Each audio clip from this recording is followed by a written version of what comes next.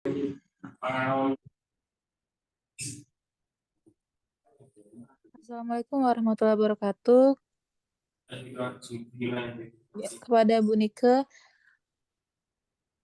jadi kami dari kelompok 7 akan memaparkan hasil akhir dari apa yang kami analisis tentang kenormalan dari data yang kami dapat, yaitu strip data EEG dengan metode FFT menggunakan Python. Selanjutnya,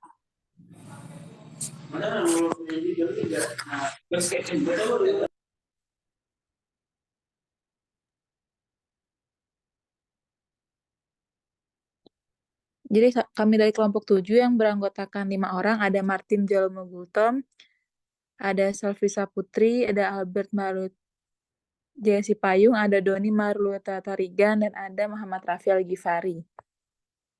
Selanjutnya, jadi kami memiliki timeline di mana sebelum-sebelumnya sudah dipaparkan pada progres, dan hari ini merupakan pembahasan tentang laporan akhir dan hasil akhir dari analisis kami. Selanjutnya, jadi di sini kami memiliki beberapa poin yang akan dijelaskan, yaitu pendahuluan tentang EEG sendiri dan metode yang kami gunakan dalam analisis ini, kemudian hasil dari pengolahan kami, kemudian analisis hasil olahnya, dan kesimpulan yang kami dapatkan.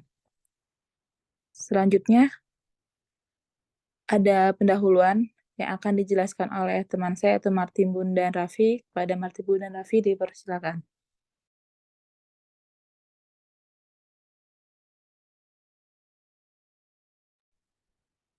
Baik, di sini saya akan menjelaskan tentang pendahuluan, di mana tidur merupakan kebutuhan dasar yang sangat penting bagi manusia. Tidur adalah suatu keadaan fisiologik yang dapat timbul bergantian dengan kondisi terbangun dari tidur, durasi, dan kualitas tidur. Sangat penting untuk kualitas hidup. Elektroencephalogram adalah salah satu suatu alat yang mempelajari gambar dari rekaman aktivitas listrik di otak, termasuk teknik rekaman EEG dan interpretasinya. Frekuensinya bervariasi tergantung pada tingkah laku. Frekuensi EEG normal rata-rata dari 0,1 Hz hingga 100 Hz. Namun umumnya di antara 0,5 Hz hingga 70 Hz. Hasil perekaman sinyal EEG terkait dengan frekuensi dan amplitudo mempengaruhi diagnostik. Selanjutnya, sejarah elektroencephalogram pada tahun 1929. Seorang psikiater Jerman yang bernama Hans Berger yang bekerja di kota Jena mengumumkan bahwa adalah mungkin untuk merekam arus listrik yang lemah dihasilkan pada otak tanpa membuka tengkorak dan untuk melukiskannya ke sesuatu kertas. Sinyal EEG dapat diketahui dengan menggunakan elektroda yang dilekatkan pada kepala. Tegangan sinyal berkisar 2 sampai 200 mikrovolt, tetapi umumnya 50 mikrovolt. Selanjutnya akan dilanjutkan dengan teman saya.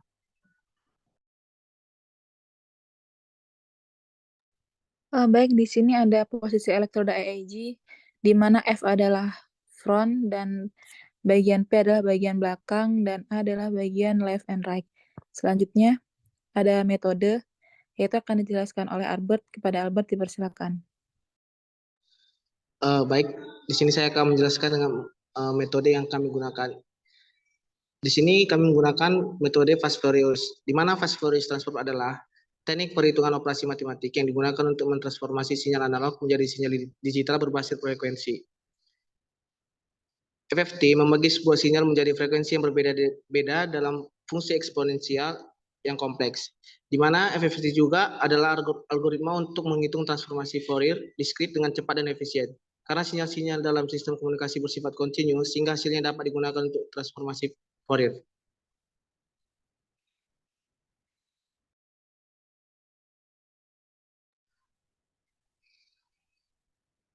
Dan ini adalah flowchart dari metode yang kami gunakan. Baik, sebelumnya ke metode. Jadi dari sini dimulai dengan memasukkan pada library, yaitu membuka file yang telah ada sampelnya, kemudian melakukan processing data. Selanjutnya yaitu segmentasi data. Jika segmentasi tidak berhasil, maka akan dimasukkan codingan baru. Kemudian dari segmen-segmen tersebut akan menampilkan sebuah hasil pengolahan, yaitu sebuah sinyal gambar frekuensi dan sinyal waktu. Lanjut ke bagian hasil. Nah, dari metode tersebut yang telah dilaksanakan, muncullah hasil yaitu ada domain waktu dan domain frekuensi, di mana domain waktu seperti pada slide, yaitu bahwa hasilnya yang dihasilkan pada domain waktu ini sejajar atau bisa disebut dengan tidak adanya perubahan yang tidak ada perubahan segmentasinya yang terlalu berlebihan. Ke frekuensi, pada bagian domain frekuensi. Nah, di sini segmentasinya sangat berbanding, yaitu di mana dari awal mula itu 0, kemudian naik ke desibel 250. Nah, kemudian kembali normal lagi ketika frekuensi mencapai di standar 60 hingga 80. Ini akan dijelaskan pada analisis kenapa hal tersebut bisa terjadi. Selanjutnya, pada analisis ini berfokus pada domain frekuensi, di mana memiliki ketentuan yaitu, nah, jadi dari Dinas Kesehatan memiliki 5 tipe gelombang EEG, di mana ada delta, theta, alpha, beta, dan gamma. Dari hasil pengolahan data kami, data yang dihasilkan yaitu pada frekuensi gamma, di mana frekuensi tersebut 32 sampai 50 Hz. Kondisi pemilik sampel tersebut yaitu dia panik, terus konsentrasinya tinggi, ketakutan, dan mungkin kondisi mental yang bisa lebih fatal lagi. Karena kondisi normalnya berada di standar hampir 60 sampai 80. Selanjutnya. Nah, berdasarkan EEG brief sebelumnya, diketahui bahwa hasil domain frekuensi pada sampel yang diberikan itu kan band gamma. Hal tersebut kenapa dari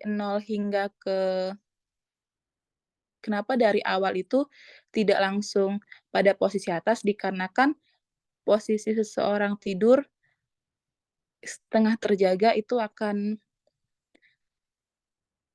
menyebabkan orang tersebut masih memiliki sedikit ketakutan atau kesadaran diri, sehingga dia gelombang yang dihasilkan belum bisa pada posisi stabil 0.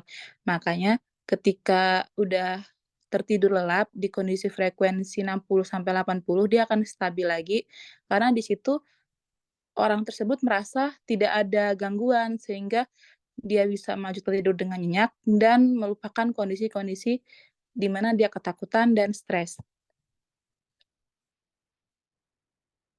Selanjutnya, ada kesimpulan yang akan dijelaskan oleh teman saya Doni. Kepada Doni dipersilakan.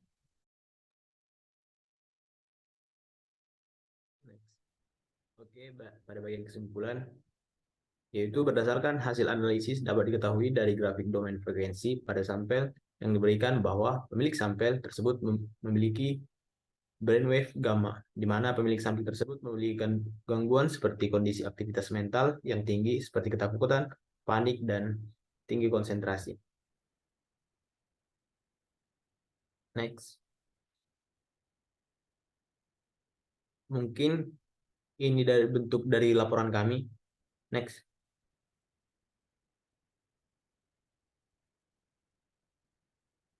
Baiklah,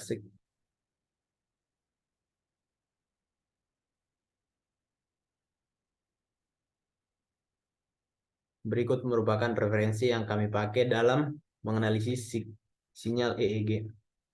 Baiklah, sekian hasil dari presentasi kelompok kami. Apabila ada kekurangan, kami dari kelompok 7 mengucapkan terima kasih.